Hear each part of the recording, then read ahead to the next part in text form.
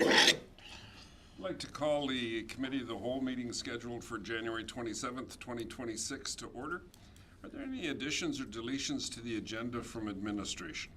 Yes, Mr. Mayor, members of council, with permission from council, 10.1.1, it's a development update, and it's under disclosure harmful to business interests of a third party, but we will have the third party join us for that discussion. Okay, thank you. Anything from council?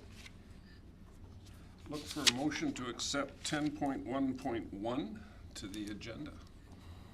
I'll make that motion. Thank you, Councillor Spicer. Discussion? Call that question. All in favor? It's carried.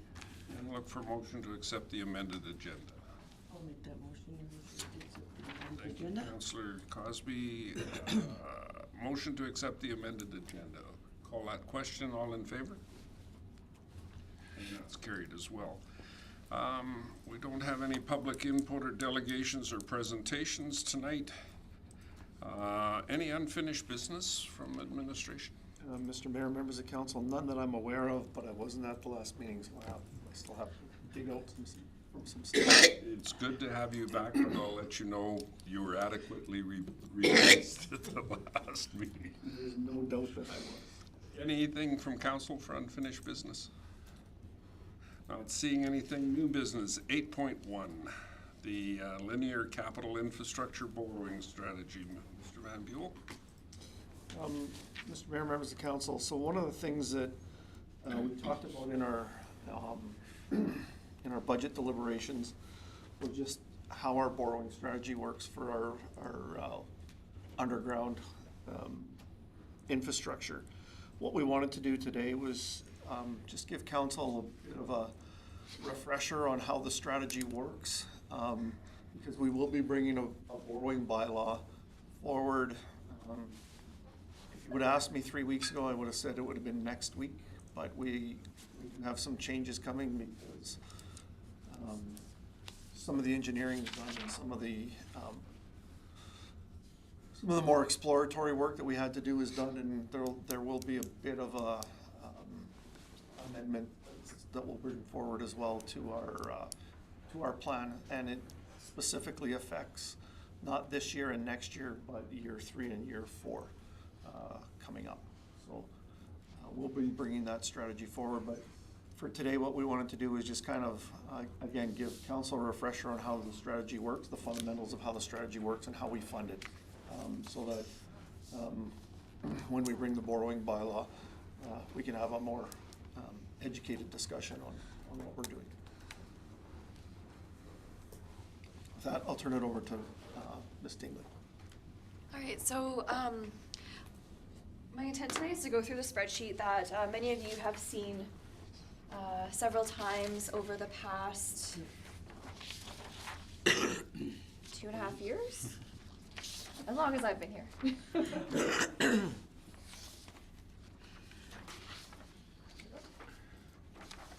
And I apologize for the size. I only printed one.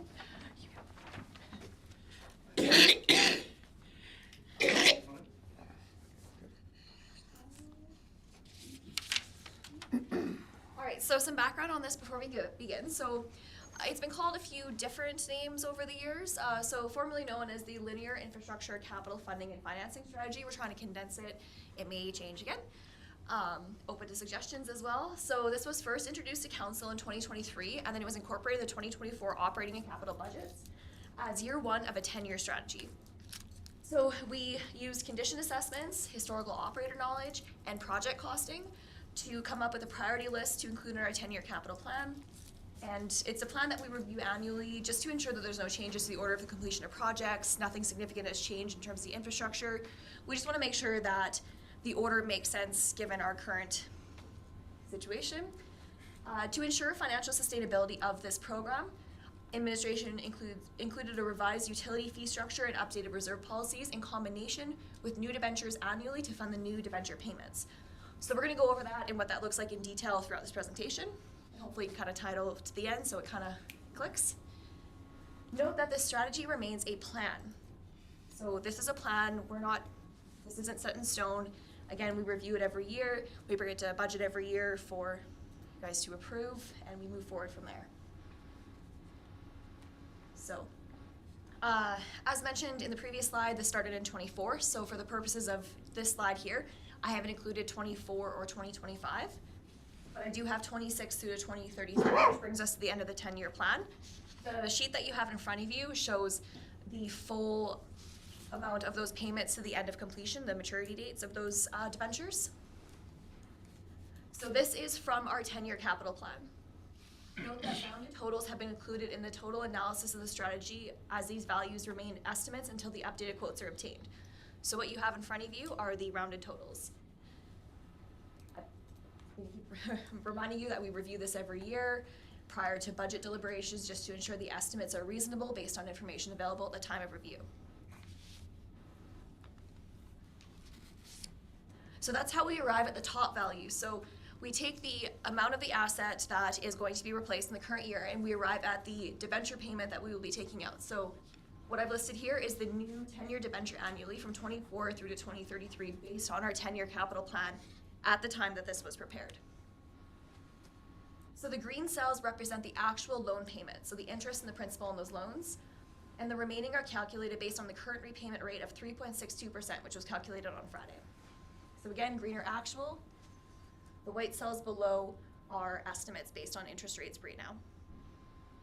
Just to help my memory, when we first looked at this, it was 5.25 or something, like 5.27?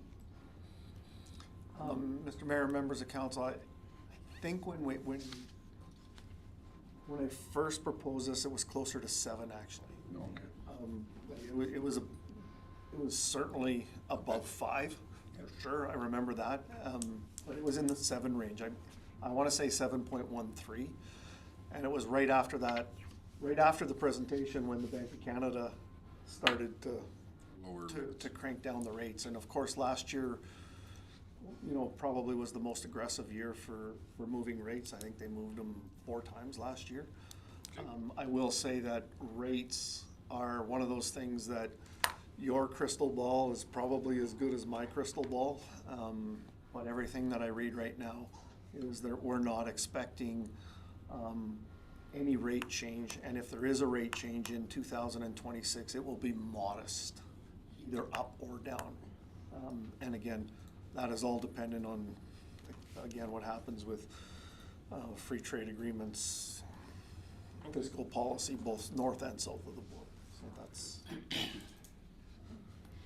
Just another note on the payment structure too. So when we started this in 2024, there were different rules surrounding when we could apply for the loans and when we would receive our initial payment.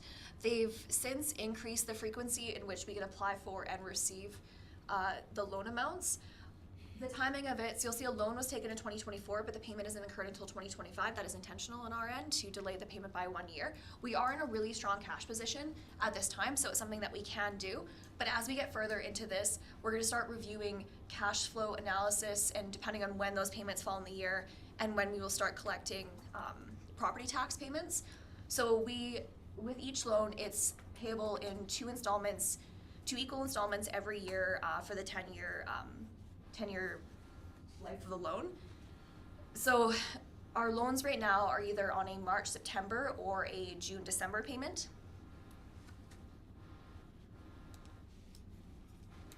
So our current debentures, so you'll see in the spreadsheet, actually, can I see this back from you? That might be easier. Thank you. So the current debentures, now we're making our way to kind of like the middle section here. So these are the debentures we have currently. So 24 and 25, all debentures are currently making payments on those. So 2026 is the first year that 2 of those payments fall off, and that's something to be aware of as it falls into our strategy in the next slide. So administration developed a strategy to utilize the payments of the matured debentures to flow through an infrastructure reserve account to partially offset the cost of the new debenture payments, which will be shown when we discuss the reserve balances on the next slide.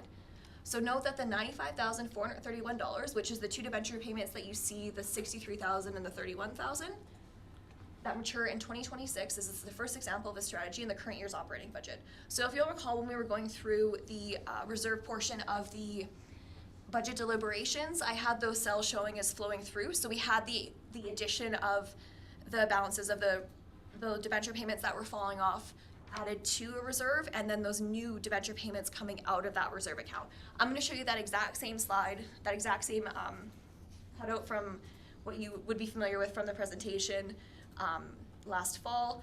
So you'll hopefully see like how it kind of clicks in with this strategy here. Okay, so the new infrastructure reserve. So we're kind of getting near the end of the spreadsheet now. So as a refresher, the annex land transfer was the result of the change in the tax structure when the annex properties became part of the regular assessment base in 2024. I can provide additional context of this if future meeting, if council wishes to do a bit of a dive into that, we absolutely can. So the additional tax revenue resulting in this was utilized as part of the strategy. The next line down is the Utility Infrastructure Reinvestment Rider that was introduced in 2024 as part of the long-term strategy to address aging infrastructure and move towards a more user-pay system with utilities, as we discussed during budget deliberations. So note that 25 and 2026 are based on actual budgeted values, with the 2026 balance carried forward as the updated estimate. So there is the drop. If you'll recall, when we were going through the utility rates, the drop in water consumption and the impact that had on many of our revenue generating sources through utilities, so that's why the water is lower for 26 on. We want to use a conservative estimate for this analysis, just to err on the side of caution. And as we go through every year, those values will be updated to actual budgeted amounts. And then the next one, so 2026, you'll see that first debenture payment. So those two amounts that fell off, the 63,537 and the 31,894, totaling 95,431. So we are now adding that debenture payment that is no longer, that matured. We're adding it into the reserve account. So this is the cost that we've already been incurring. So this is a cost that's been normalized over the taxation cycle. So now, instead of having this extra $95,000, we are putting it back into this account to save for future debentures. So one thing I like to, so say you have a car payment and you're used to making $250 every 2 months, or sorry, every 2 weeks towards that payment. So you've paid off the asset, but now you're looking to maybe save up for a future asset. So you're already used to spending that $250. So now you're taking that money and you're saving it for a future replacement cost. So this is what we're doing with the new infrastructure reserve. So we're taking those loan payments that we are already used to paying, we're funneling it into a reserve account, that we're then using that reserve account to take out the future loan payments, which we'll show in the next slide. In a slide from now. So I'm gonna get a little closer here. No, right next to the camera, hopefully. So during the 2026 budget deliberations, we showed this slide. It looked a little bit different. I just highlighted red the transfers in, the transfers out. So we have the Utility Infrastructure Reinvestment Rider, the Annex Land Transfer from admin. So we have those two debentures that fell off. So those are all additions to this reserve account. Now we have the offset transfer for the new debentures. So we have the 2024 debenture and the 2025 debenture payments. So note that administration will include an infrastructure reserve for the 2026 reserve policy update this fall to separate out these specific transactions or transfers relating to the strategy. So this is still a new process to us. We're trying to find a way that's going to make the most sense for this and be as transparent as we can be to both, council here and our residents. So one of the issues with this right now, sorry if I can, Allegra, is we have a number of different transfers into this specific reserve for water and sewer. Not all of it is for our reinvestment purposes. So what we want to do is we want to split that out as a separate reserve so that we're absolutely transparent about for our public about where your investment rider dollars are going to, and you don't have to go through our budgets to say, well, okay, are you taking 71,000 or are you taking 71 plus the 38? But so we're going to do some work on that so that we clean that up and it's more. Again, I think transparent is the right word. It's more transparent for our, not only for council but also for our public to say, when we raise your rider or we lower your rider, this is what we're doing, and this is the program that it's going. It's going towards paying. Now I hope you guys are still with me because This is kind of a lot of information, so I just have this slide in front of me so I can kind of go over it with everything here. So to summarize everything we've just discussed, I've minimized some of the cells here that you have in front of you to make it easier to read up here. So we start off with the new 10-year debenture that's been added annually, so up there that's for information. So then we have the annual operating budget of the new borrowing. So that is the interest and the principal payments every single year that's added as a result. So you'll see in 2024, because there's that delay, there's no payment there. 25, we have the 2024 payment. In 2026, we have the 24 and 25 payments. So you can see how that snowballs year after year after year with the payments until they start following off later on in the paper that you have in front of you. So then we have our current debentures. So in terms of operating cost, we have the current debentures here plus the annual operating budget. So in terms of the impact that it's having on the operating budget, just from a cost perspective, you can add those two up, but they flow through reserves, so we're not going to do that here. Operating budget reduction to reserves, that's worded a little bit, so it's the reduction in the operating budget expense that we are adding to reserves. So the $95,431 that we're adding to the reserves, because those are the balances that are falling off, that are maturing. The $265,242 added to reserves, and so on. So a summary of the new infrastructure reserve and the contribution.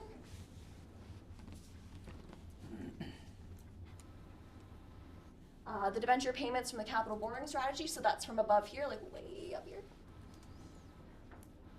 And then the reserve end balance. So initially the reserve end balance at 2024 is the $85,000. Going forward, so the opening balance would be the $84,000 plus the $124,000 less the $54,600 gives us a reserve end balance of $154,400 flowing through. But what's something to really pay attention of in terms of sustainability of this program is the net change of the reserve balance. So that's the difference in what we're adding less what we're taking away with the transfers in versus the transfers out. So assuming there's no significant changes to the debenture payments we are incurring, there's no significant changes to the interest amounts of the payments, everything remaining constant here. In 2032, we are taking more from these reserve accounts than we are putting in it. At that point, it is not sustainable. And so that would be a conversation for possibly 2030, 2031, looking at a strategy to maybe we increase our utility infrastructure reinvestment rider by 10 cents per cubic meter. What does it do to this dollar amount? How can we make this sustainable? Do we need to assess what our debenture is up top? Do we reduce a project? Is there a project coming up that's really significant and we want to maybe delay this for a year or two? Just some strategies to think about as we move through this plan. But I'm going to talk about debt limits on the next couple slides. So if there's any questions about this so far before we get into debt. Any questions? Sorry, if I can just add, so these strategies and increasing revenue isn't the only strategy that we can use here on these. And you've seen us do this, and I'll use 47th Avenue as an example. If we did 47th Avenue water and sewer all in one project, we're talking about $2 million. We just don't have the ability to borrow $2 million in 1 year, get it all done, and kind of move on, because that sustainability number pushes way closer from 2032, like it becomes 2028 real fast, right?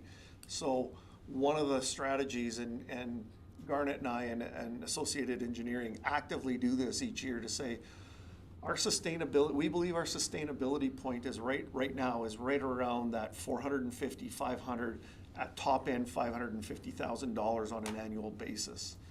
So anytime, there was a slide earlier that showed there's a couple projects down in 2030, 2031 that are $800,000, $900,000, and that's in today's dollars. So by the time we get there, you can bet that inflation's going to have those over $1 million.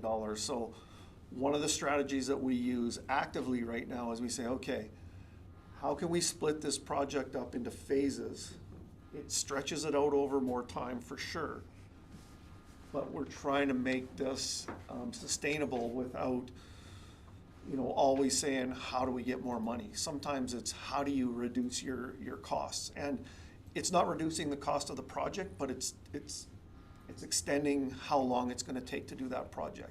In some cases, and, you know, at the end of this, I'll talk about a little bit about what's coming up, but I don't wanna steal that thunder right now. But those are the other strategies that we can use, right? So it's not always increasing a revenue. Sometimes it's decreasing the expense or spreading out that expense over a longer period of time. Anything for Laker? Go ahead, I have a question. With the way that we've seen the inflation in the last few years, did we ever look at, to see if it would be feasible for us to borrow this money and go ahead and do it now? Because the way inflation's been going, I mean, it's gonna be 4 or 5 times the figures we've got here probably. I think the short answer to your question, Councillor Smith, is no. We never contemplated, because this is only the first 10 projects. Like in the studies that we've done, this program probably doesn't end after 10 years, because there will be, you know, the pipes that are 50 years old today will be 60 years old in 10 years. So it's kind of on to the next project. So, you know, we didn't look at doing everything all at once, because it's not like we could get them all done anyway, right? So it's gotta be something that we continually kind of pick away at, if I can use that terminology, if that makes sense. But certainly if council would like us to say, hey, you know what, one of our strategies, and we haven't looked at this strategy, but, you know, I think to your point is, maybe what we do is we do a major project every 5 years. Yes, that's what I was thinking. Right, and certainly we can look at what that might look like, so that you're, you know, every 5 years you're doing, you know, maybe you're doing 4 different projects, right, at the same time, and you're maximizing. I guess, you know, the big thing that you'd be maximizing in that is mob and demob, right? Because you would be bringing in one company, they would mob, demob, whether they do, you know, 3 projects at once, or they do this street and then that street and then another street, however you do that. But we did not look at that strategy. We looked at it more of on a year-by-year basis. But You know, if you look at it over a 5-year period, we'll say, it may end up saving us hundreds of thousands of dollars. I wouldn't argue with that, because I haven't run the numbers. But, and again, I think, you know, on a go-forward basis, that strategy isn't, I don't, you know, to not look at it probably is not the right thing to do. Look at it and then see what we need to do. I wouldn't disagree with that at all. I think also one of the things we kind of fell into that we hadn't strategized was the fact that we ended up with contractors who were willing to hold their costs through to the next construction year, based on the fact that it was a multiple layered type thing. So it's hard to say, it really is. Yeah, and, you know, as you know, Councillor Smith, inflation, is it 5% next year, is it 2%? Again, everybody's got an opinion, everybody's got their own crystal ball, and you just won't know until you do know. What we do know right now is that partly due to external economic forces, being trade agreements, et cetera, but also partially, and not an insignificant portion, is the amount of grant dollars that are out there for construction projects right now, both at the federal and provincial level, is driving costs up, right? They're not driving them down. So it's a good thing that we've got those grant dollars available. Like that's no, you know, nobody's going to argue with that. But there is some negative consequences to that in what we're seeing with cost projections. Free money's increasing inflation. Yeah, no, it's. I was just going to add that the way it's set up at the moment gives us a little bit of flexibility, because while we're replacing things and doing the maintenance work that we're doing now, we're not accounting for the emergencies that can happen. So let's say we had 4 waterline breaks in a year, And what this does is give us the ability to not be in too deep, and then we can pause for a couple of years and give ourselves that time to recoup if we take a big hit on unexpected emergencies, right?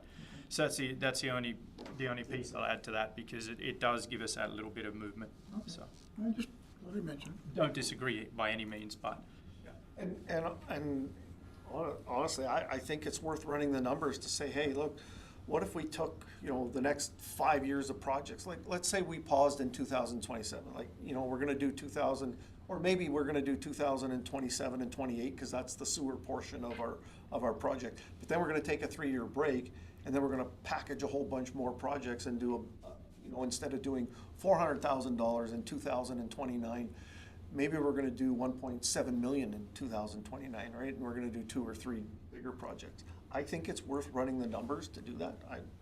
I mean, running the numbers costs us some time, but it doesn't cost us any, quote, cash to do it, right? So.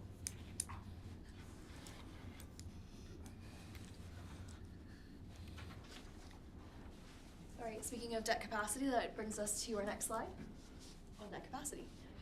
So, really important consideration to the strategy is reviewing our debt capacity in conjunction with the strategy. So, the debt limit is calculated as 1.5 times the revenue in the municipality. During our financial statement presentation, this is something that MNP talks about, so we will receive an updated number from them on April 21st. So, at December 31st, 2024, the town of Redwater's debt limit was $11,914,463. So the total debt utilization was $3.6 million, which gives us $8.3 million as unused debt limit. And another spreadsheet.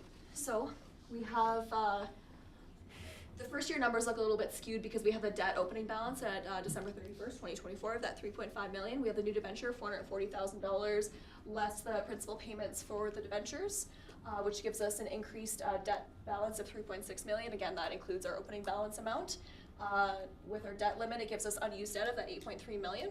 So carrying that forward to 2025, you'll see the impact of the new debentures. So we have the principal payments of the loan we took out in 2024, less the principal payments of our current debentures. So our increased debt balance is, the net amount is $16,000. Carrying forward with the 2 new debenture payments, our limit increases by $141,000, $169,000, $136,000, and so on. You'll see the impact of, as the payments fall off, the impact of the increased debenture as our other debentures are no longer maturing. And we start taking on more debt in these later years, so the $760,000, $800,000, $770,000, $830,000. But still, at the end of the cycle, leaves us with unused debt limit of $6.6 million. Some notes on this: the red cells are estimate based on previous principal payments. The actual balances will be greater. And the projected payments for the debentures are based on the 3.6 interest rate as at Friday on January 23rd. Sorry, I can just make one comment on this.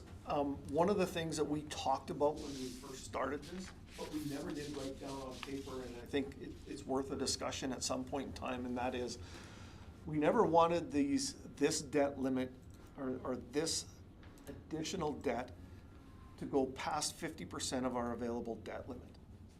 And that was to make sure that, other things happen. And we need to make sure that we have the ability to take on other projects, because, building a community just isn't about, the things underground. There may be other projects that come up that we go, you know what, we want to have that ability. And so having some room on our debt limit is prudent. And of course, and Garnet said it, what happens if, you have that failure somewhere that, you have to take care of it. We never want to be in a position where we're knocking on the door of the provincial government going, we need to increase our debt limit because X has happened and we don't have the ability to deal with that without permission to be able to borrow. So we didn't write that down, but that was certainly always in our head that, that 50% was what we thought was prudent. But I think it's worth council having a discussion, and in our reserve policy, adding things like that to say, you know, we don't ever want this to be over X, right? Or ultimately, or, you know, in a perfect world, we have it at 45%, but it never, you know, it never goes above 60 or whatever you want to do. But I think it's worth having a discussion about what that right number is and actually writing it down and having it in our reserve policy. Anything else from Ms. Tingley?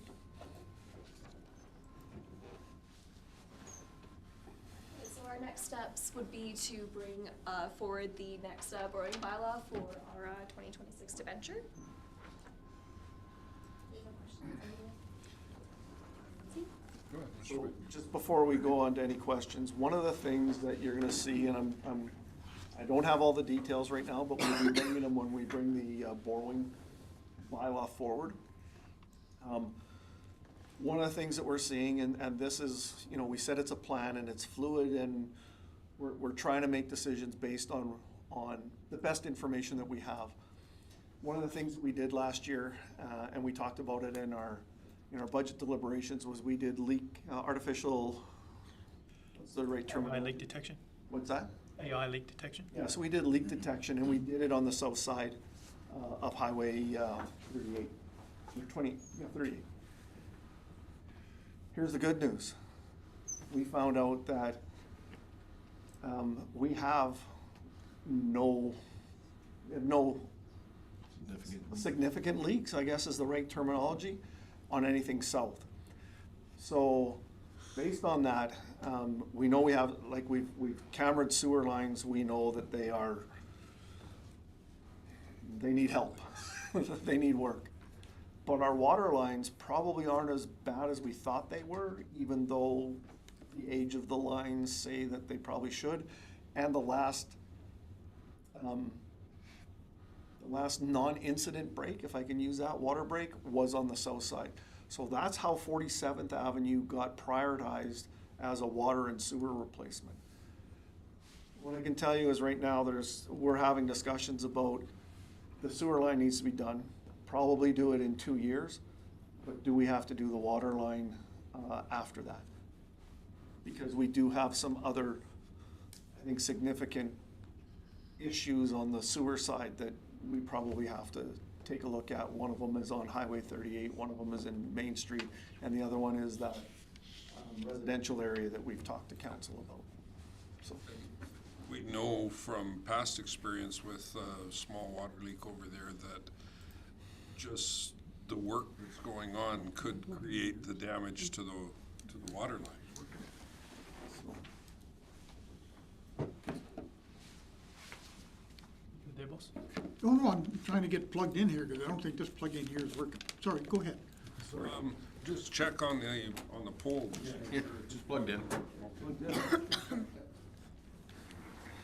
So anyway, again, we've always talked about this plan being fluid, and, you know, what we say today might not work 2 years from now. I think we might be running into our first one, but we'll have some more, we'll be able to run some more numbers and be able to talk about what might be a higher priority than that water, and what that means to, again, the plan was always, you do water, you do sewer, then you do a lift. So we'll be prepared to talk about all that. And again, council won't have to make the decision about what we're doing with that on that night, but it'll give you an idea that what we're saying right now is we really need to evaluate year 3 and year 4. If you look at this year being year 1, the next year, 2027 being year 2 of the 47th, then what do you do after that? Do you do this? Do you do the water, or are you moving on to a different priority? Again, we won't have to make that decision then, but we'll give you the information, and we'll have some time to deliberate what we do. Sorry, I did just want to add to that, sorry, Mr. Mayor. I did just want to add to that while we're not completely abandoning the water situation, we are going to do some valve insertions, because we do know we've got some poor functioning valves. So we're not abandoning water completely in the area. We're going to do some water valve insertions with the sanitary project. So Yeah, and that'll make maintenance, if something does happen to occur, it'll make maintenance and repair a whole lot easier in the area. Yeah, you can shut off the block instead of, Yeah. shut off that. Shut off a block instead of the entire area.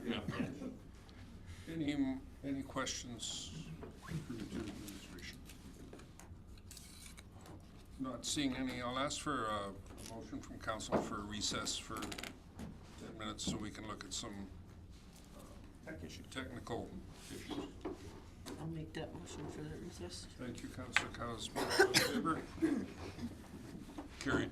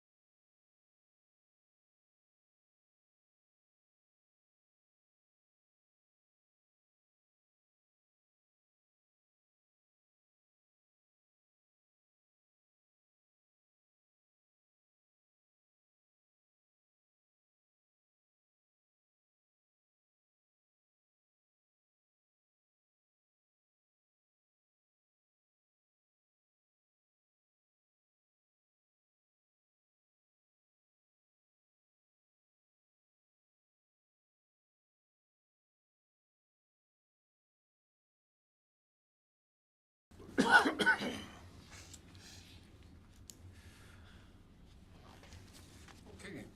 thank you for that quick recess.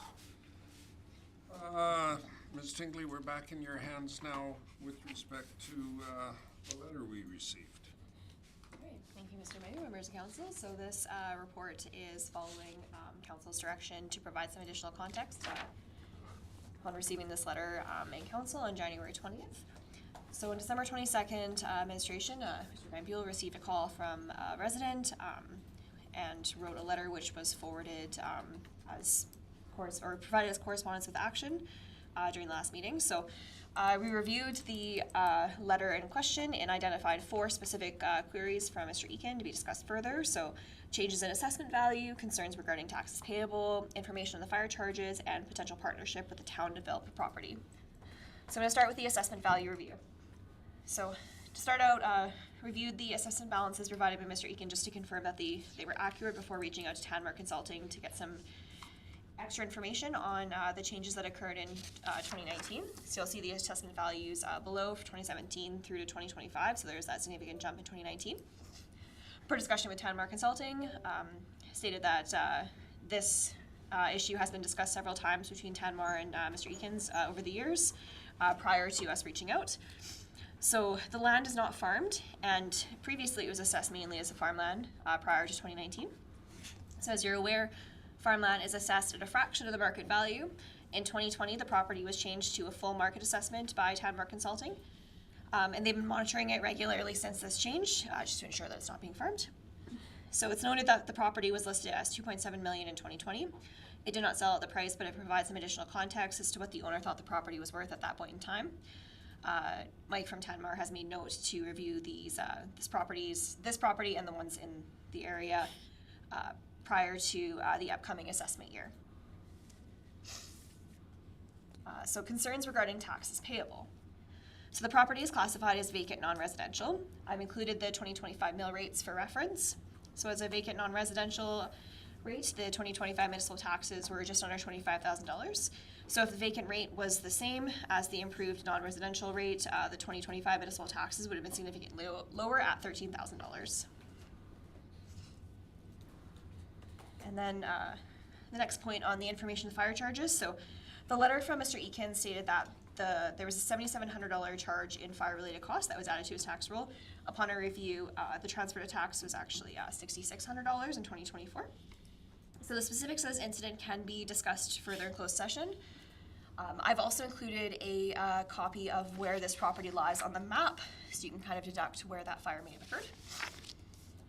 So per section 16.1 of bylaw 808, upon providing fire services, including responses to false alarms, on property within the municipality boundaries or as otherwise agreed upon, the municipality in its sole and absolute discretion charge the person causing or contributing to the fire or false alarm or the owner of the property. So this bylaw gives administration the authority to charge the owner of this parcel of land for the fire response. Section 16.4 further states that the charge is to be paid within 60 days of it being levied, and unpaid fire response invoices are transferred to the corresponding tax roll after this time. Property owners are encouraged to ensure that their insurance coverage includes the cost of fire response in addition to the cost of damage to the property and contents because of the fire. And the last note was a potential development partnership.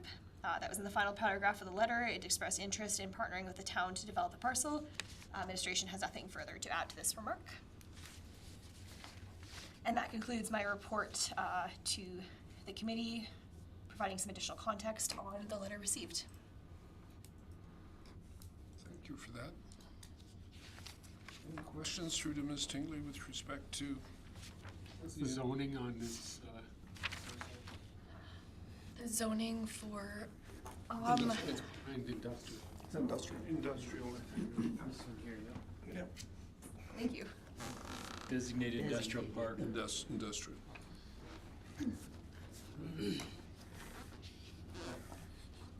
I believe there was some discussion before council at one point in time for a proposal of some sort or another. It was one other term, I think. There was a Yeah. proposal, but nothing came of it. Yeah. Okay. They've had multiple proposals. The last one we heard, they were gonna put a lift station in. They needed a lift station to be able to tie into our system.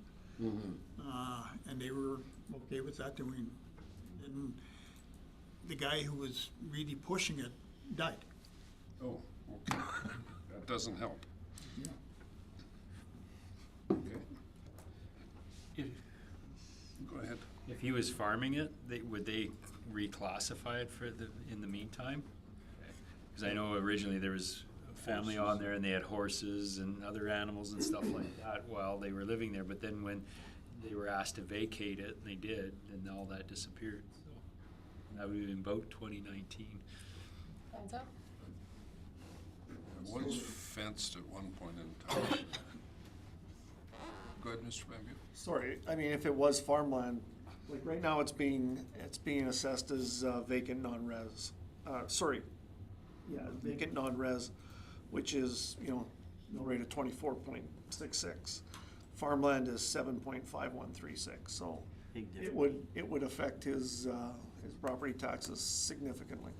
Besides it being evaluated at a whole lot higher value too, because that was from 220 to 2 million. Okay. Any further clarity needed from council? Any questions?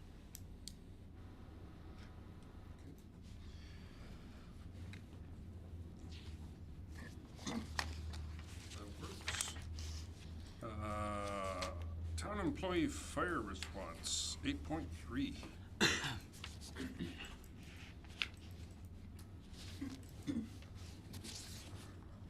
Sorry, Mr. Mayor, just a quick question. Do you want to accept that as that report as information, and the previous one as well? Or do you just want to? Let me see if I can find it again. Councilor Olson? Make the motion that we accept the linear capital infrastructure borrowing strategy as well as the letter from Mr. Eakin as information. Okay. Yeah.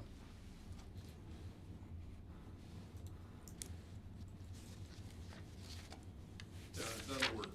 I was, being a committee of the whole versus a regular council, I was debating what that context should be, but that'll work. Discussion on that motion? Not seeing any, I'll call that question. All in favor? And that's all. Okay. Fire response, 8.3.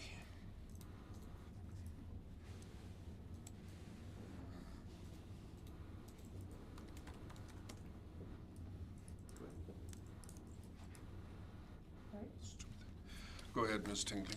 Thank you. So the purpose of this RFD is to update the town employee fire response policy to include current terminology per the most recent fire services agreement, and in line with the current policy template. So some background on this policy. So it began in September 15, 2015, as Sturgeon County since the policy's inception in September 15, 2015, Sturgeon County has assumed control over the Redwater Fire Department per the fire services agreement, which is attached. So there's some terminology that's not in line with the current organizational structure, and it requires an update. This policy was initially brought to the Corporate Services Policy Committee on April 8th, 2025. Administration updated the policy to the new format and brought this update to the January 13th, 2026 Corporate Services Policy meeting for final review and approval ahead of this committee of the whole meeting. So I wanted to demonstrate I wanted to clearly track the changes from the update to the new format and then the changes per the fire services agreement.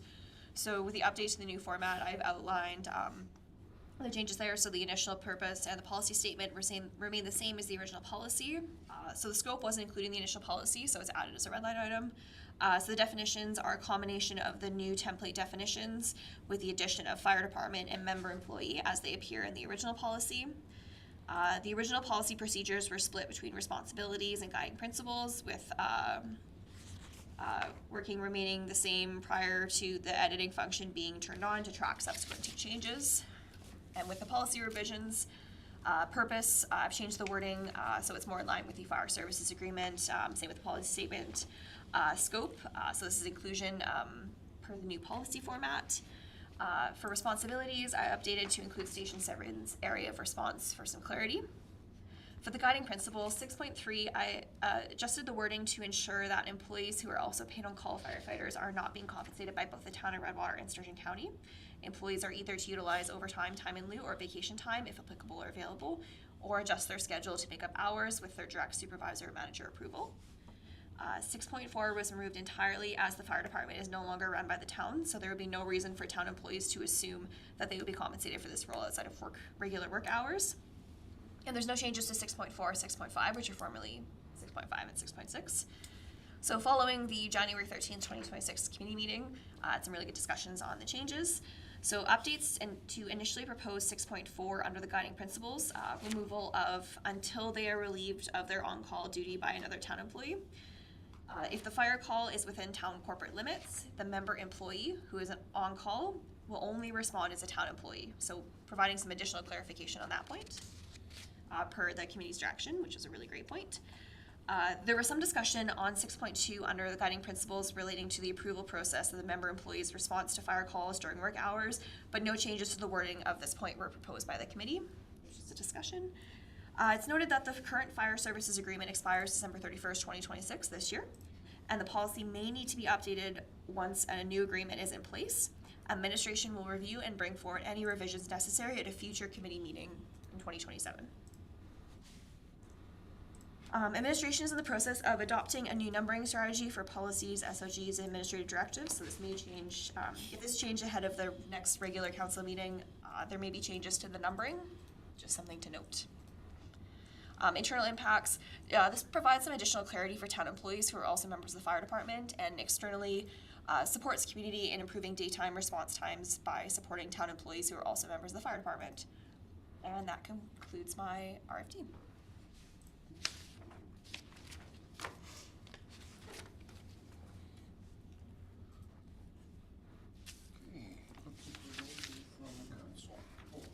Spicer. I move to bring the town employee fire response policy 1005.01 to a regular council meeting for approval.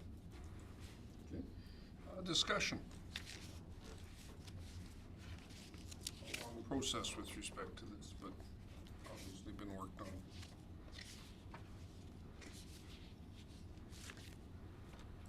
Any questions from council through to administration?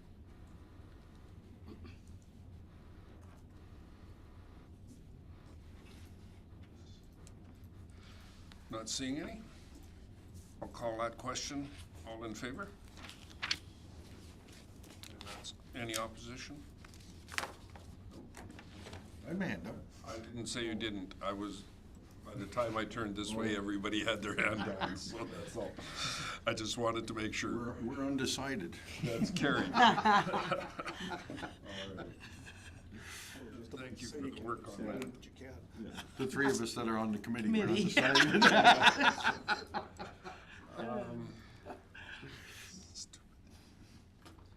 So,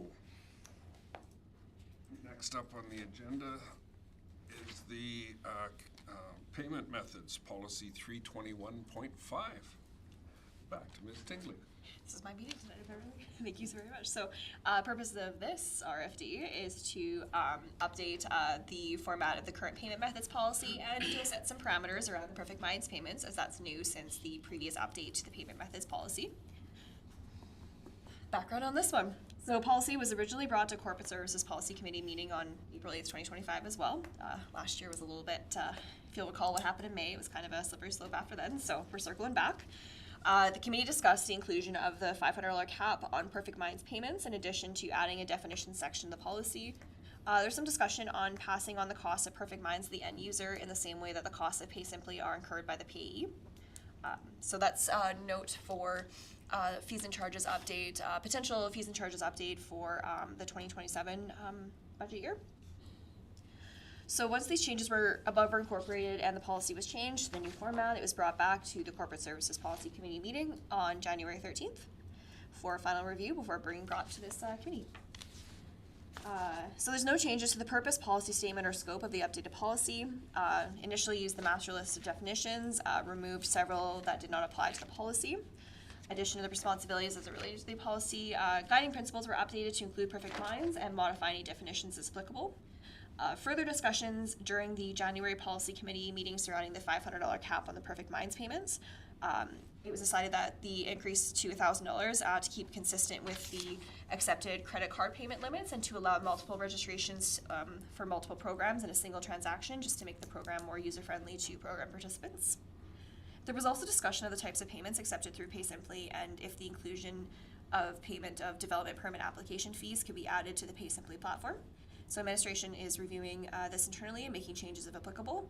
It will have no impact on the current policy as there's no limits to payments accepted using PaySimply, as the transaction costs are passed on to the end user, but it's something to note as it came from the policy committee, so I'll update council as that goes through. So passing on the costs of Perfect Minds, oh yeah, sorry, I already mentioned that. So financial implications, there's none outside of the transaction costs of Perfect Minds. Internal impacts, so with some additional clarity surrounding the payment methods and limits. And externally, improved payment method policy allows administration to accept a wider range of payment methods to improve service delivery and to residents and users. And that concludes my RFD on payment method policies. Councillor Cosby? I'll make the motion to move to bring the payment method policy 321.05 to a regular council meeting for approval. Okay. Discussion.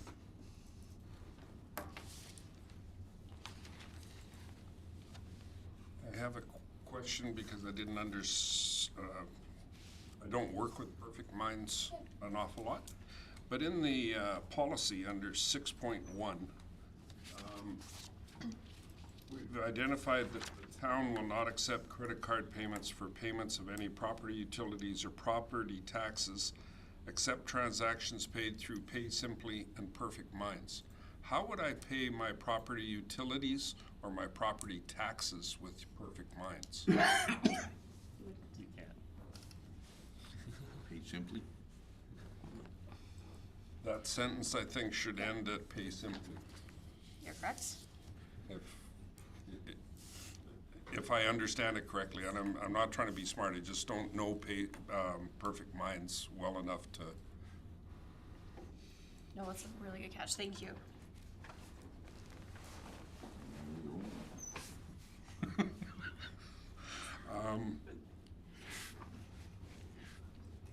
There was one other. I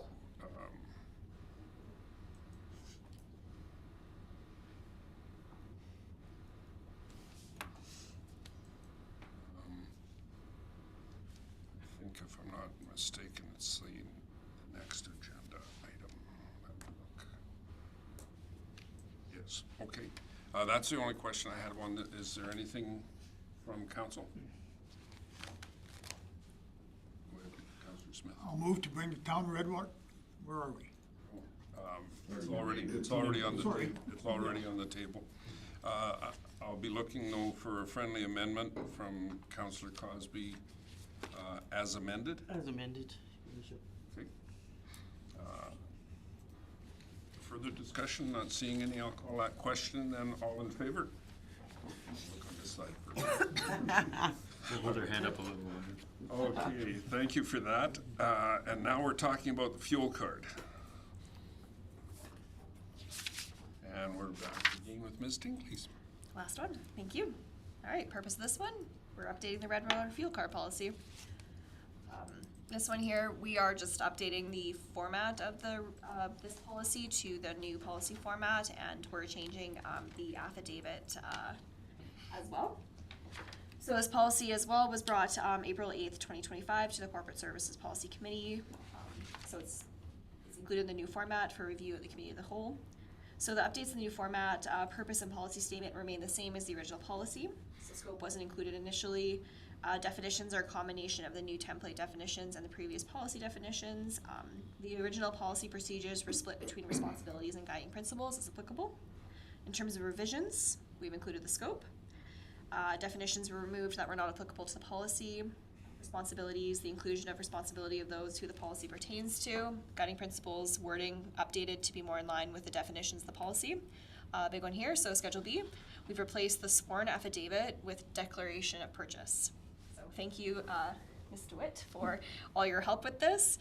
So the sworn affidavit requirements is impractical due to the limited availability of commissioners and oaths, and it does not provide meaningful oversight. The new supervisor verified declaration strengthens controls and reduces the administrative burden.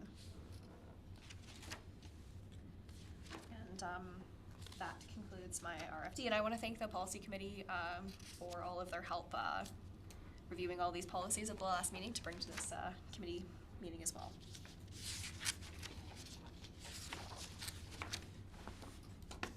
Councillor Smith, your turn. Now I'll make the motion. I apologize, I scrolled the page ahead too soon. I move to bring the Town of Redwater fuel card policy 324.2 to a regular council meeting for approval. Thank you. Discussion?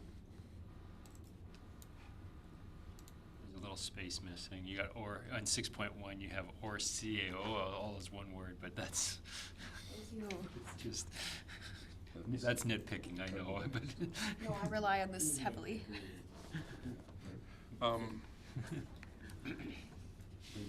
Any other questions from council? On the RFD, you make reference to Perfect Minds. There's, if I understand it correctly, there is no correlation between the fuel cards and Perfect Minds, but it's not in the policy, so that's why I was trying to figure it out. No, so I'm going to be honest with you. This was my third one of the day. So what I did is I saved the template and I erased everything, but I did not erase. So yes, thank you. Financial impacts. Yeah. So there is no connection there at all between the two. I apologize for the oversight. No, that's understood.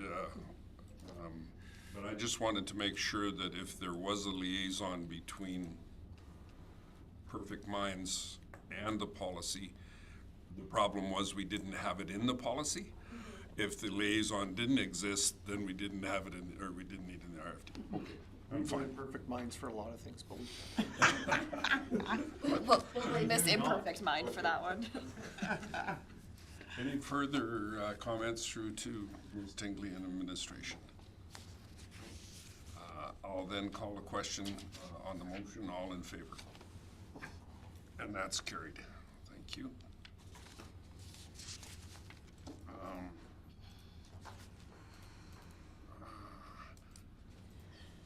We'll have an RFD for us with Ms. Lane, who is with us virtually. Good evening.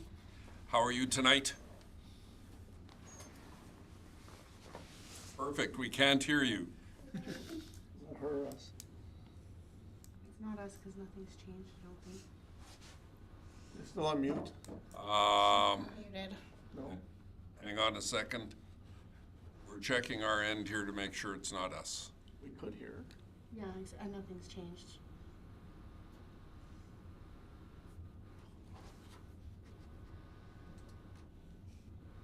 Can you, Oh, what was that? Yeah, she was muted. Try that again. you can hear me okay now? Yep. We can now, yes. Thank you. Perfect. Go ahead. So thank you, Mr. Mayor and Council. Sorry for that little technical difficulty. So the purpose of this report is to provide information to Council regarding a letter of request received from the Redwater Community Golf Club as it relates to property owned by the town of Redwater.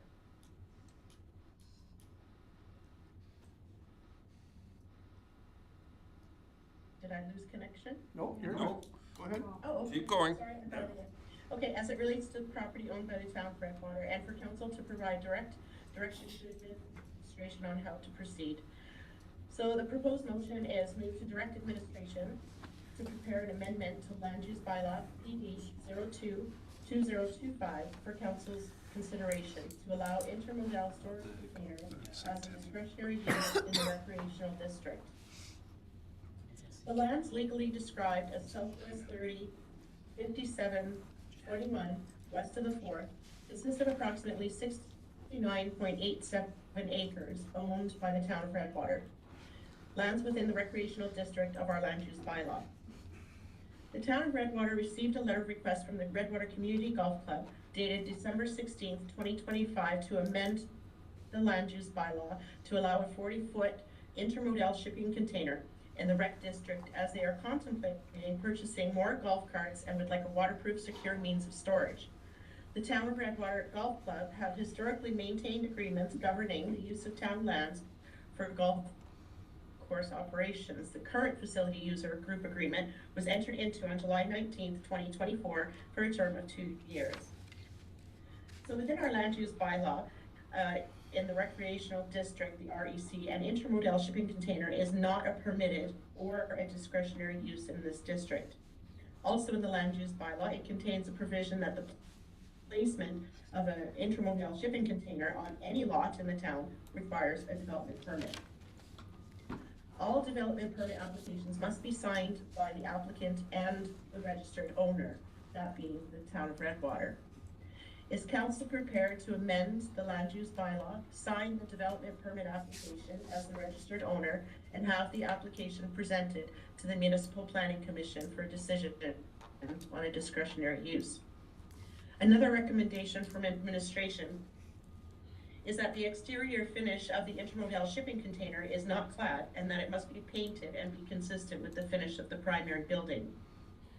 Further, it is also recommended that the development permit be for a period of 5 years. This would allow for review of the storage container and allow for a mechanism to discontinue the use or replace the intermodal shipping container should it become in disrepair.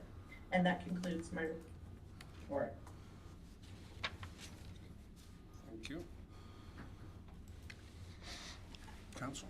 Oh, Mr. Van Buell, go ahead. Yeah, so, Mr. Mayor, members of council, I think there's really 2 questions for council here. The first is, the obvious one is, it's not, sea cans or intermodal shipping container use is not permitted or discretionary. And so the first question is that an amendment to the land use bylaw that council at least wants to discuss? Again, going to first reading, going through a public hearing doesn't commit council to saying yes. It commits council to at least having the discussion. I think the second question, and they are separate, the second question is, if council's prepared to say, you know what, on recreational lands, it's something that we might want to do, that also doesn't tie council to saying that in this case, we'll say yes, because council is the owner of the property. Just because you say yes to the land use bylaw amendment, that doesn't mean that you have to say yes to having the container placed on your property. So there's really 2 questions there that you have to contemplate. For the purposes of the first discussion, though, I think you can answer the first question, be prepared to have the discussion. Obviously, administration is suggesting that we prepare a land use bylaw amendment, we go through the process, council has a discussion, opens it up to a public hearing, and then council can make a final decision on whether they like the idea or not. And then the second question is, okay, yes, you can have as a discretionary or permitted, or however council decides, on a recreational district. But whether council wants it on, quote, the golf course lands, that would be a different discussion to be held with the golf club. So.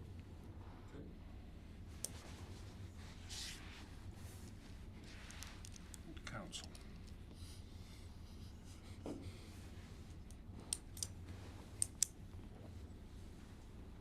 Go ahead, Councillor Butcher.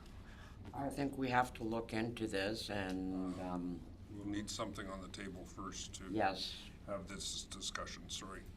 Oh, Go ahead, Councillor Olson. I'll make the motion to direct administration to prepare an amendment to the land use bylaw PD-02-02025 for council's consideration to allow intermodal storage containers as a discretionary use in the recreational district. Thank you. Councillor Butcher? I've already said it. Go ahead, Councillor Smith. I think I'm all in favor for it. But we have to remember, we are opening up a can of worms. I mean, I'm thinking of Centennial Park, swimming pool, and any place else along there that would also qualify under that. But I think it has to be addressed anyway, brought up in someplace. I agree that, that it needs to be done, it needs to go about this process and to be a discretionary use in those particular cases if Centennial comes along or the pool comes along and they want, I mean, it's town property anyway. It opens it up, it gives the public a chance to say, hey, no, because it's gonna go to a bylaw, so it's gonna go to a hearing and we're gonna hear from the public on it. Okay, the development permit goes to a municipal planning commission, which has public members that actually sit on it if it does get to that stage for approval. So there is a member of public at that point that will also be making that decision if it is a discretionary use at that point. So I don't see an issue with this moving forward as an amendment to the land use bylaw. Councillor Spicer? The only question I have too, I believe the process should be gone through is, do we limit it to that scope or do we just re-deal with intermodal shipping containers and look at the whole thing? Because that's definitely going to probably come to the forefront if we do have public input. Go ahead, Councillor Wilson. I'm sort of along the same lines as Councillor Spicer, because it is a very cheap compared to building a 40 by 10 foot building or 40 by 8 foot building. 7 foot 8 inches. Sorry? Oh, And you know, so secure. yeah, it's very secure, dry, rodent-free, everything. And they're very inexpensive compared to what it's gonna cost you to put a new storage facility on a property. And I think maybe we should be looking at it as a wider than just rec. Take a look at the other districts and see what their use of the sea cans are. Discretionary use.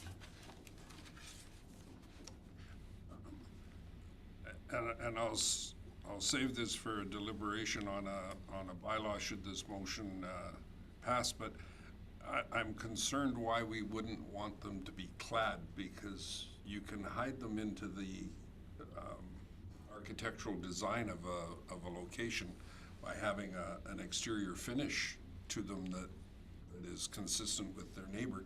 Painting it the same color as the closest building might not. But I also wanted to point out that the letter from the golf course is asking for 2 of them. Yeah. They're looking for a 20-footer and a 40-footer, so, but as far as the process goes, I certainly don't have any trouble with looking at the process, so. At this point in time, the motion is with respect strictly to the recreational district, and as we say, with the public hearing, we'll certainly hear from the public with respect to that, so. Anything else from council? Mr. Mayor, if I could just make one comment. So,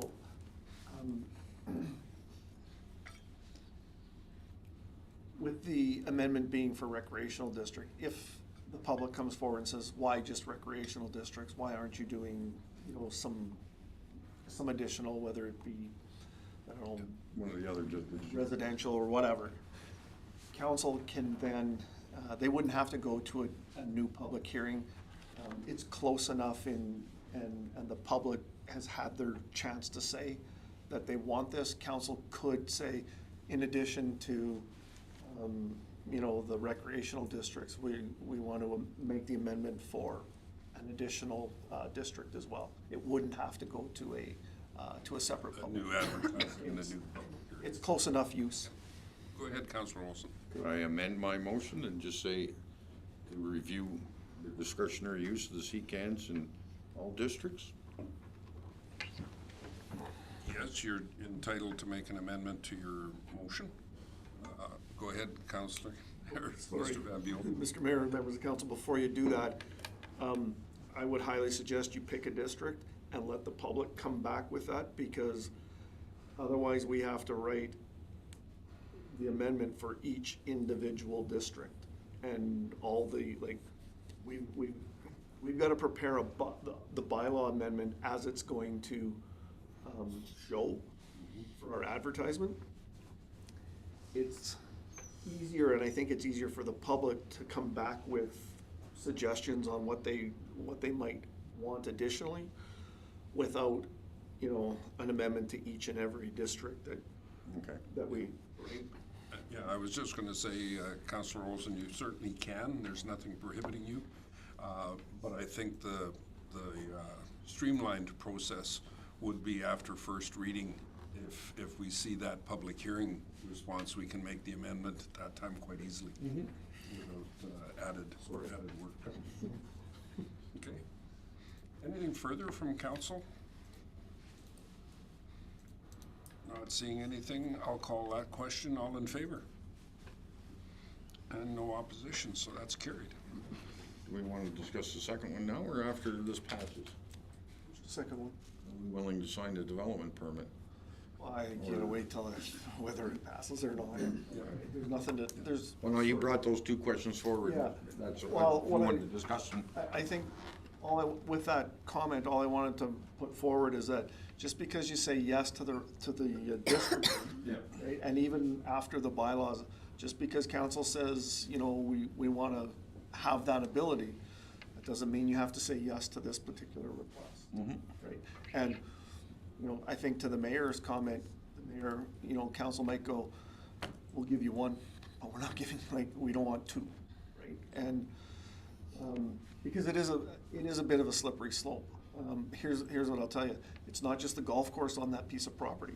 We have our own operations. There's there's two other nonprofits in the building that, as soon as there's one on the property, I would hazard to guess that there's gonna be a request for another, storage facility. There's gonna be a request for another storage facility on the property at some point in time. So, again, I think the comment about it being a slippery slope is probably a fair comment. Okay. Thank you. Because we have Ms. Lane online and our 10.1 is here, I think it would be appropriate if we went to closed session at this time and dealt with that matter in its entirety, and then we can shoot back to reports afterwards. She certainly can be, yeah. But I'm just saying. Motion? Did we? Yes. I think we voted. Yeah, we Just did. I'll go back. Ms. DeWitt, did we vote on the last motion? I don't have it. Okay. I think we did. I remember putting Yeah. that in. We got Agreed. talking, we voted on it. So the motion is on the table for this to come to bylaw for first reading, followed by a public hearing for the rec district intermodal scenario. So I'll call that question. All in favor? And no opposition, so it carried. I'm sure we did. We'll We look at did the it tape twice. tomorrow and we'll inform council whether we voted twice or not. So, chair's prerogative, we'll go to the 10.1 and I'll look for a motion to go to closed session. Councilor Wilson. Make motion that we go to closed session. Discussion? Call that question. All in favor? And that's carried.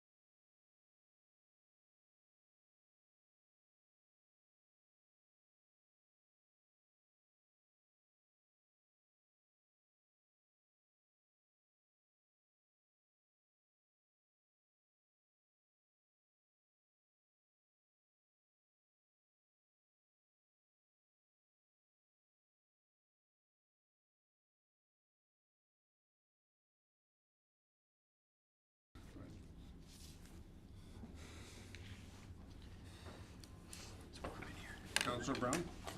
Come out of close. Motion to come out of closed session. I'll call that question. All in favor?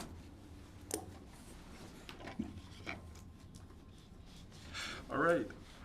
We're back into 9.1 for admin briefing. And Ms. Lane, you're first on the list for admin briefings. Thank you, Mr. Mayor and Council. So my report is for November 25th, 2025 through to January 27th of 2026. So within the ECDEV division as of today, we now have 61 current business licenses. Out of those, 14 are home-based businesses, 15 are non-local businesses, and 32 are storefront. We have one new local storefront business, and that is Electrochromic Materials. And we have one new non-local business, Nuvo Construction. So moving on to Planning and Development Division, we have a total development permits thus so far as being 3. 2 of them are for single-family dwellings, and 1 of them is for structural renovations. Just a few special projects that I'm going to be working on is the MDP implementation plan, updating the landscaping standards, non-compliant accessory buildings, and the invested rent water portfolio. I have a few different, it's going to be getting time for crazy events and conferences season, but so far there's just a few coming up. We have an Alberta Hub meeting coming up this Friday in Kitscoty, and yeah, that concludes my report. Thank you. Just one addition, Mr. Mayor, if I could. Go ahead. So on the business license, I know certainly Councillor Brown and Mr. Mayor, you brought me to a couple issues with our issuing of business license. I now have a little bit more detail on what our issues are, and I'll be working with administration to iron out that process and make it more streamlined for the public. Thank you for that. And I'm sure that'll be appreciated.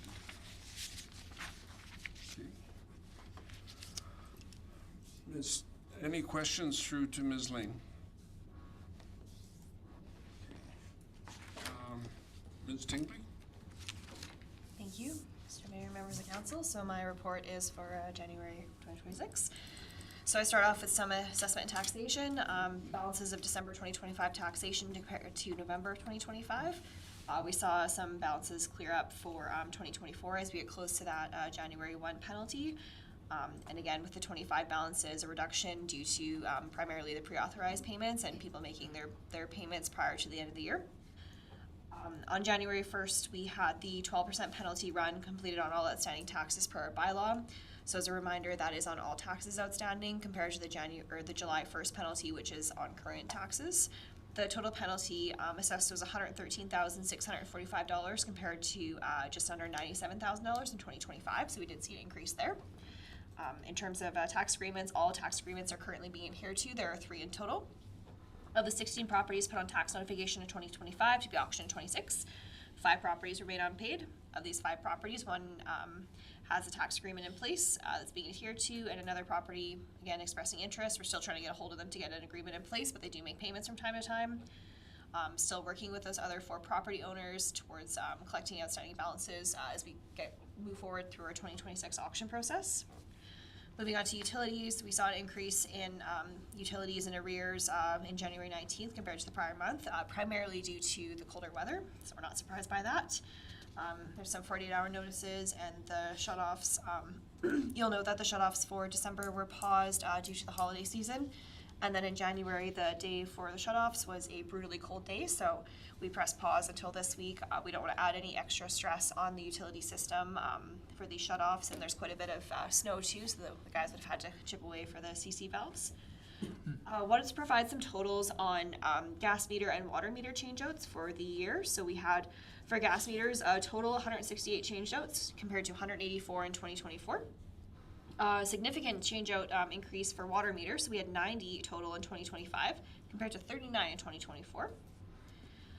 And to note, we have 27 water meter changeouts booked from December this coming January, I guess now that it's passed, due to earth failures. Bank balance is there for your review. So for payroll, I won't go through everything in detail here, but big one here. So overtime, time in lieu, and vacation time banks were reviewed as at December 31st, 2025 as part of the year-end process. So the total accrual across all departments for both vacation and overtime or TIL was $18,000 higher than it was in 2024. The significant contributor to this was the unused vacation time, primarily overages in public works and utilities, with December overtime, time in lieu accounting for approximately 71% of the total overtime and time in lieu as well for the year. This is primarily due to the snow removal. We're not surprised by this. So the senior leadership team will be discussing options to reduce overtime, time in lieu, and working with the leadership team to determine what the barriers are to staff taking their annual vacation allotment, and coming up with strategies to allow staff to take time off while still maintaining service levels. So we are aware of it. We are coming up with problems to address this, or solutions to address these problems. Corporate Services Policy Committee, most of her chunk of this meeting was getting through some of those. The last meeting in January, we hit the ground running. We have some upcoming review there. You'll see we have a list for April and September after the summer break. We're also reviewing the employment policy, so you'll see those kind of peppered in through those meetings. Under other, big one here, campaign disclosure statement and financial statements for the 2025 election year are due no later than March 1st, 2026. If I've received your disclosure statement, it is on the website. If not, please talk to me after this meeting and we will review that. Another big one here, so administration has received an update on the police funding model, so that's the attachment to my report. Municipal contributions are gradually increasing to 30% over a 5 years phased implementation, with 22% set for 2026. So once the actual values are received, administration will be providing an update to council with how this compares to what is budgeted, and then further discussions on if we're setting up a reserve account to offset future policing costs or what that will look like.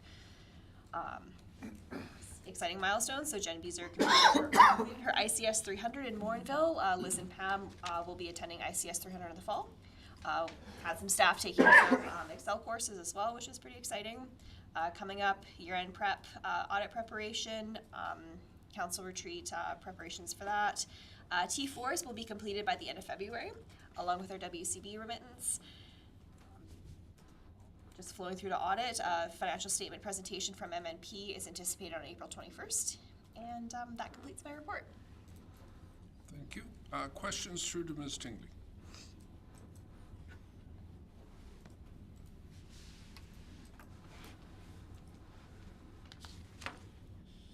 I've got a couple. The unpaid taxes were a little bit, we're just slightly over 100,000 more than last year. And we noticed that there's about 18,000 more in tax penalties. Are we having trouble collecting, or is it just a bump? It's a really great question. I can do a little bit more digging to see why there's a variance there. I didn't go back any further than last year, but we seem to have that bumpy process with the tax arrears, and I just wondered if that was an anomaly, or if you were concerned about it, or if there was anything that popped when you went through it. You mentioned earlier we have a good cash flow situation right now, so it's not like we're struggling because of it. But No, I'm primarily concerned with the 2021 balance that's carrying forward. And it was discussed at a previous meeting. It's relating to one set of properties. yeah. And then the big thing, of course, you've made mention of it, the overtime and time in lieu. It's a liability on our financial statement at the end, so it's a concern, and I'm glad to see you've highlighted it and put it forward. So, Mr. Mayor, if I could just make a comment on the time off in lieu, and Ms. Tingley certainly mentioned it, but I think it's worth highlighting that, you know, one of the big reasons why our time off in lieu is up there is we don't have, we allow the snow removal time to be time off in lieu. So when you get a big year of snow dumps and you have significant overtime, you'll have years where they spike like this. And, you know, not only are we looking at what's our solution for this year, we're looking at how are we gonna deal with this on a go-forward basis as well. There may be some changes to administratively how we deal with, or quite frankly, and I'll put this out there, whether we allow overtime for snow removal to be banked, or whether we're just, we make the decision that we just, we're gonna pay for it.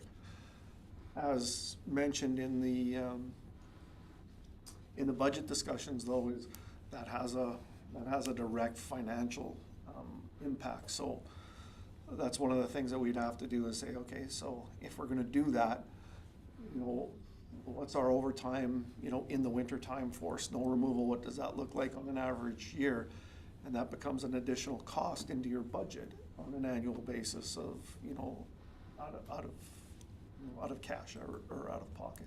So from my perspective, and I will admit that I'm probably, guilty on this one, when I saw the number, the one that I think concerns me more is the vacation one, right? Like, and again, I'm probably guilty as charged on this.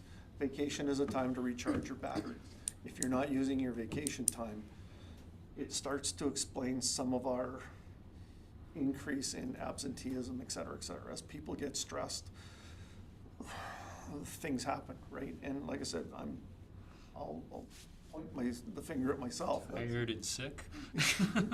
Right, it manifests its way in different areas, and so as a leadership team, as our senior leadership team, we have to get better at making sure that people are taking that time, and they're taking it at times where it works for them and it also works for us, right? Because otherwise, if you need to spend a week getting ready to go for 2 weeks of vacation, and then you've got another week of overtime coming back from your vacation, you kind of defeated the purpose, is what I'm saying, right? So. Go ahead, Councillor Spicer. Well, I want to make a note too, and I think this is important, that we run very lean, and we have many of our staff are doing dual roles. So when it comes to snow removal, which is dumped on top, they still got to get their everyday stuff done. So when else do you do it? Well, it's got to be overtime or something. So I want to commend our staff and how much that they've been doing and dual roles. So kudos to them. One note of the overtime, 70% of the overtime for the whole year was from December. So prior to that, the supervisors were doing a really great job of managing their workload and making sure that their staff are taking their overtime, which is really great to see. Of course, how could we have anticipated December to be what it was? So I just, it's... Mother Nature was not fun to play with this year, and to follow Councillor Spicer's comments, it's commendable the job that's been done. Our streets are great. We have bumps and thumps, and they're getting to them. That's fine. I saw them out today, clearing great big chunks of ice with the front end loader and the truck and everything. But Mother Nature wasn't fun. She really wasn't fun this year, and it cost. The other thing in your report that's troubling is the police funding model. And the reason I have trouble with that is because they have removed a couple of the qualifiers in the formula. So when they say they want to move to 30% over a 5-year approach, that's not a 30% increase. It's going to be a bigger chunk than what we anticipate. So keep on top of that one, because I think it has ramifications for us. Anything else for Ms. Tingley? Looks like operations is up, that Aussie guy. Thank you, Mr. Mayor, members of council. I get a chance to speak here, not bad. I'll get straight onto it and hit some of the highlights, and I'm sure you've read the rest of it, so I won't go into too many of the attachments, and we'll get through this pretty quick and make sure everyone gets a good night's sleep. Project updates, OPEX and CAPEX, the reservoir building pump replacement 2025 carryover, as we know. I have in the report an arrival of February. I can tell you that as of this afternoon, it is not February, and it is April, which I actually called this morning, yesterday, and said I just have a feeling this is going to wind up in April. But if it goes any longer than April, I'll swim over to China and put it on a dinghy and bring it back myself. But at the end of the day, that's where we're at right now. We do have full intention of getting this done as soon as we get a little bit of warm weather and get it in. Our transfer switch is sitting in Westlock, so we're just waiting for it to the actual generator to arrive. As far as the set goes, as we all know, it's complete. Went off with no hitches. Looks pretty good, and we're about to submit some invoices for that bad boy and get it off the books.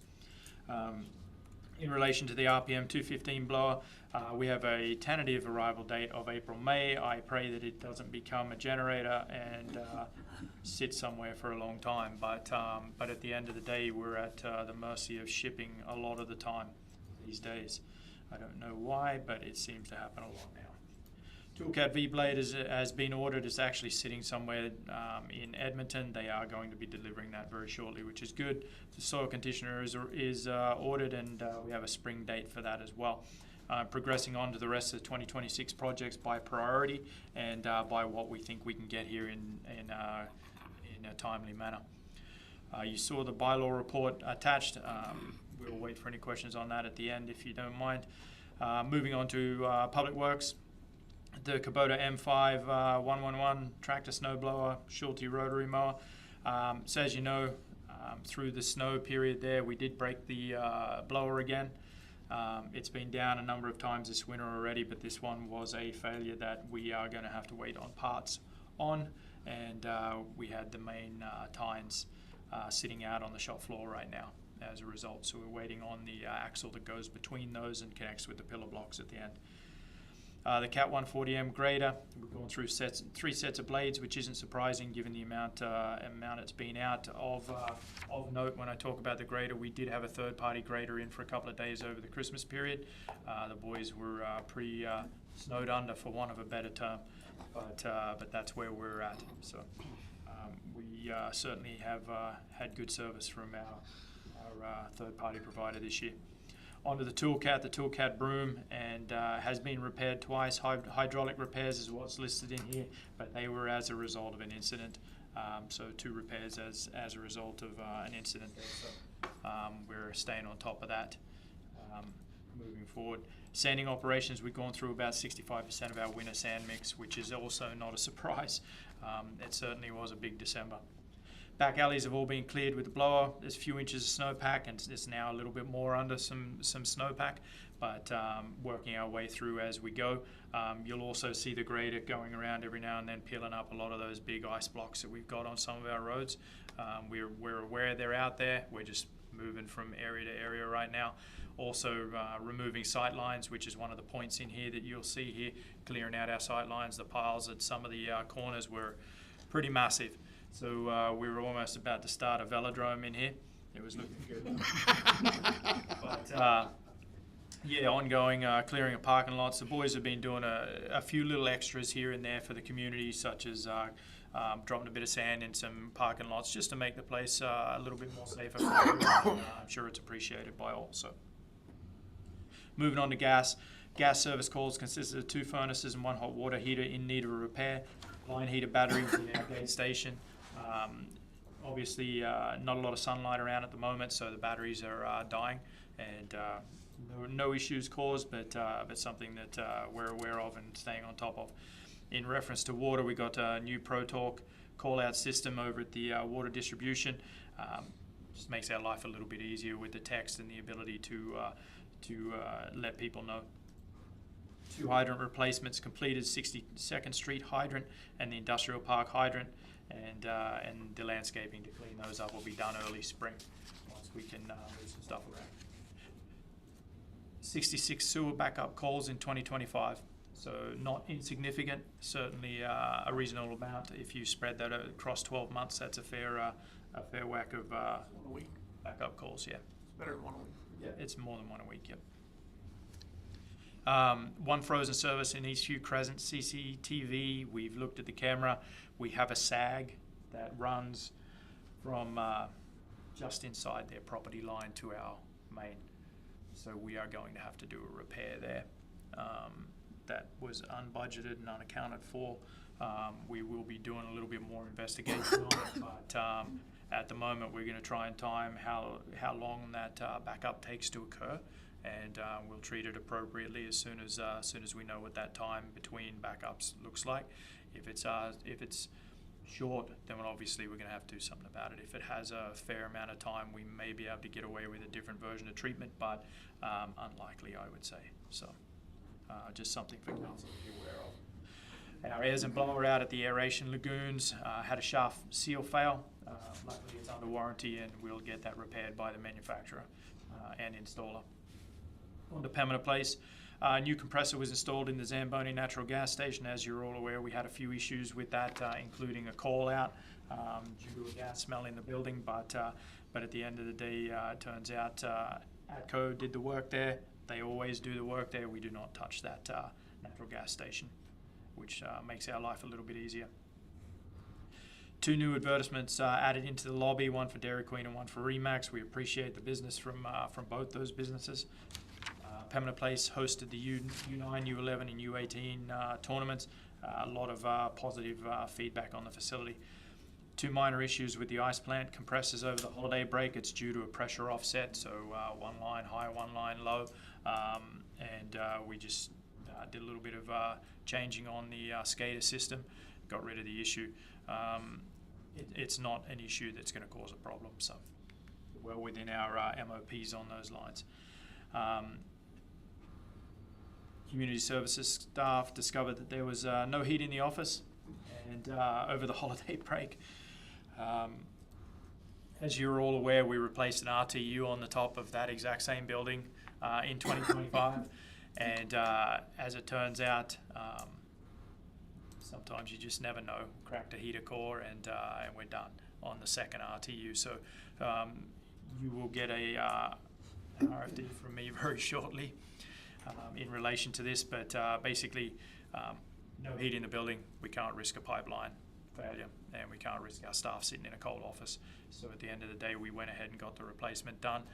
The good news is it fits under our cleaning budget left from the REC agreement and our contributions to the REC agreement, so it shouldn't have necessarily an impact. So just on that one, again, you'll see an RFD for next week, I believe. And the option will be we either take it out of reserve or we got to adjust our current budget so that we can stay within, because it is what, 15, 16,000. So it's not it wasn't a $1,000 item. It's 15 or 16 grand. yeah, it has to be a capital item, and it is a replacement. So the good news is it's 30 years between that and another replacement, so we'll be relatively safe for a while. Yeah. So, I mean, there's only another 6 of them up there, but. And the warranty's only for 5 years. So. Yeah, yeah, and this is, just this is why we're endeavoring to track our asset management side a little bit better than we have in the past, because we want to get ahead of this stuff and we don't want to have to do last minute work like that. So life cycle costing will be coming forward. An Alberta OH&S officer attended site and completed an inspection of Pembina Place. No issues or concerns were noted, which is fantastic. Paperwork looked good and the facility looked good, so we're looking extra special there, which is great. On to all of the area inside Pembina Place. The usage reports are there. If you've got any questions, ask me in a couple of minutes. Ice usage totals, I will go over these just quickly because I think they're pertinent. For November, I did add November and December in because we didn't have a cow in between, so I wanted to just make sure we had that information in there for you. November, Shinny and Public skated 94 hours, Rebels at 36 hours, RMHA at 82.75, Sturgeon County at 8, Dags at 6, Fossils at 6, and the Silverbacks Hockey Club at 4 as well. So everything, usage looking really good there, especially with the added use from the Rebels. Into December, Shinny and Public skate at 32.25 hours, Redwater School at 42 hours, Rebels at 27 hours, RMHA at 46.5. And sturgeon at 5, silverbacks at 6.25, and a good one is the private rentals at 8.25 hours for a birthday party and a private rental, which is fantastic. When the joint use agreements come up, those 42.5 hours look pretty good for Redwater School, so I'm sure we'll be talking about those. Parks and Beautification, nothing to report there. Pool, same, nothing to report other than they're making sure they're doing all their checks in there so we don't have any freeze-ups over in that area. It's not a tow door in the facility, it's 2 doors. Were repaired at town office. I apologise for the typo. Had a couple of failed hinges. They're alloy and they crack in the cold sometimes. Outside of that, fire hall, I want to thank Ms. Tingley for this one. After ongoing leaks, a roof repair has been completed. Effectiveness will be reviewed once the melt begins, and if she did a terrible job, we're never doing it again. But I'm confident it will hold. On to community services, our programs, our Learn to Skate, Balance and Control was full, the 11th to the 17th to the 12th, which is fantastic. We had a partnership with MW Financial, which offered 4 financial workshops at 0 cost. I hear they were very well attended, so we're happy for that as well. Chair Fitness 11 registered, Lunch Crunch 4 registered. Here's the big one, and a new program, Country Line Dance. Jam-packed full with max of 20 and a few people on the wait list, which is fantastic. It's almost got us thinking we should run a second one, but at the end of the day, we'll see how that goes. That's actually a revenue program, which is really good for us as well. So, events, as you know, Kris Kringle was successful. 561 attendees, 420 cups of hot chocolate, and 432 hot dogs, and 130 volunteer hours. And I do think we should talk about the volunteer hours. 130 hours is pretty substantial for an event like that. And it's fantastic that we've got members in the community that are willing to give us their time and make that event successful. Thank you to all our volunteers. FCSS, our partnership programs, Family First programs will return in the fall and winter, and community info and referrals. Absolutely no surprise here with the major majority of all of the referrals coming for food insecurities, which is unfortunately something that we are seeing rise month over month. Santa's Toy Store, as we know, we helped out with that this year. 55 families provided gifts for their kids under the tree, which is fantastic. And total volunteer time for, the program was run primarily by volunteers. Our staff total time was around 20 hours. So, and we have an OHS officer inspection scheduled for February 3rd. And that is my report. Thank you. Mr. Mayor, just on the OH&S inspections, I know that we've had at least one done in our organization, 2, yeah.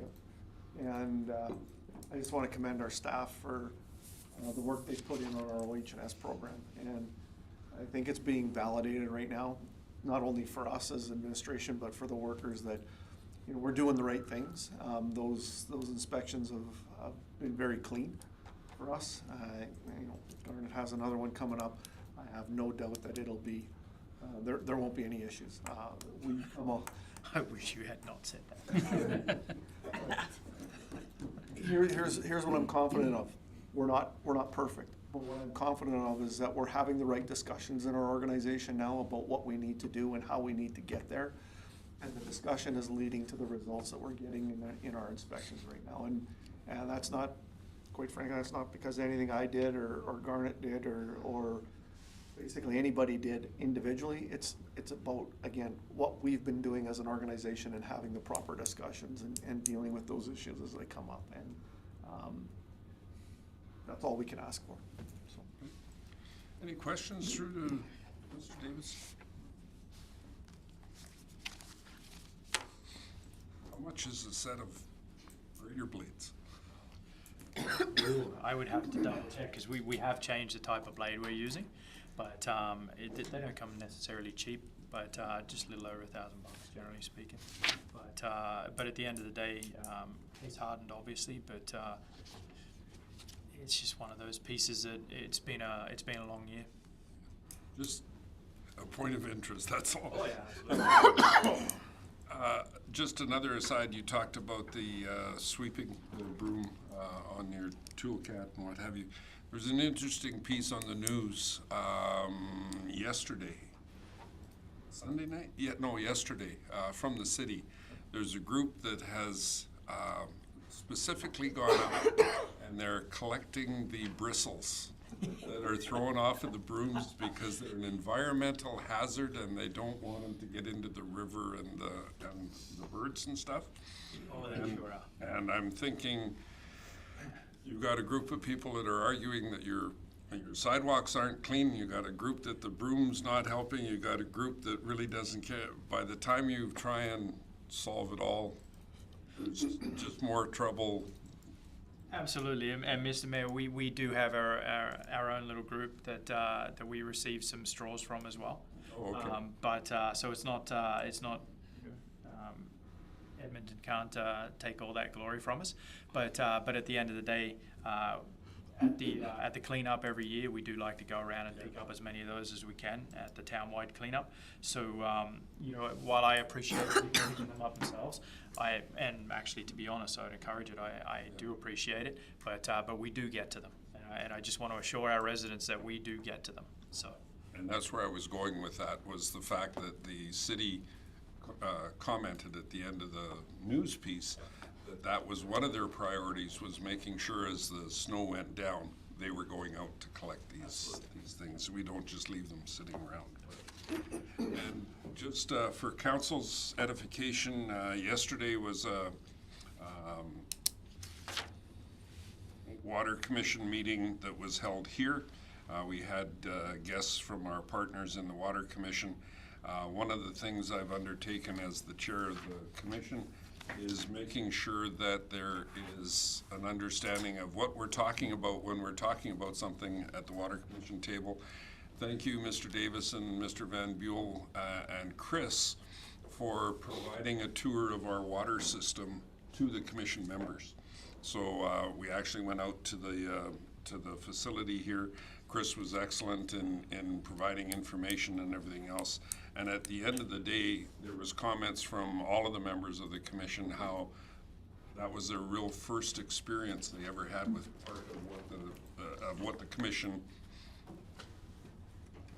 hard stuff is.